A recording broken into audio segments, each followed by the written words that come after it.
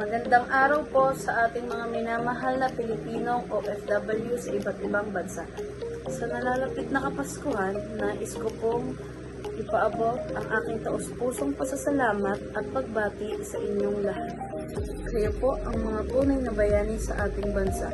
Sa kabila ng layo sa pamilya, kabila ng pagod, pangungulila at sakripisyo, kayo po ay patuloy pa rin lumalaban para sa kinabukasan ng inyong pamilya.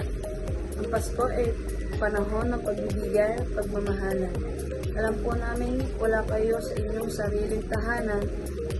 Alam ko po kayo ay nagsusumikap at nagsasakripisyo para sa inyong mga pamilya. Ngunit nais ko lamang pong ipaalala na hindi po kayo nag-iisa. Kasama niyo po kami sa dasal at sa inyong puso. Ang bawat sakripisyo niyo po ay makabuluhan at nagbibigay ng pag-asa sa inyong mga mahal sa buhay. Naway magdala ang Pasko ng lakas ng loob, kapayapaan ng isip at init na pagmamahal sa inyong mga puso. Naway maramdaman niyo ang presensya ng Diyos saan man kayo naroroon.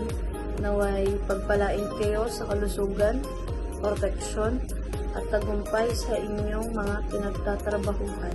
Para sa inyong mga pamilya sa Pilipinas, kayo ang kanilang inspirasyon. Para sa bayan, kayo ang patuloy na pag-asa at sipag, tiyaga at malasakit sa bawat Pilipino. At para naman po sa aking nanay, maligayang Pasko, Mama. Kahit hindi ka namin kapiling ulit, naway magkaroon ka po ng masayang Pasko dyan sa ibang bansa. Ingatan ka po ng Panginoon at patuloy po tayo magdasal na sana matapos na po ang iyong trabaho dyan para makauwi ka na po ng Pinas at tayo naman ay magsama-sama na sa darating na susunod pang mga Pasko. Maligayang Pasko po sa inyong lahat, mga minamahal na OFW. Naway dumating ang panahon na makapiling na ninyo ang inyong mga pamilya at sabay-sabay natin ipagdiwang ang Pasko dito sa sariling bayan. Maraming salamat po at mabuhay po kayo.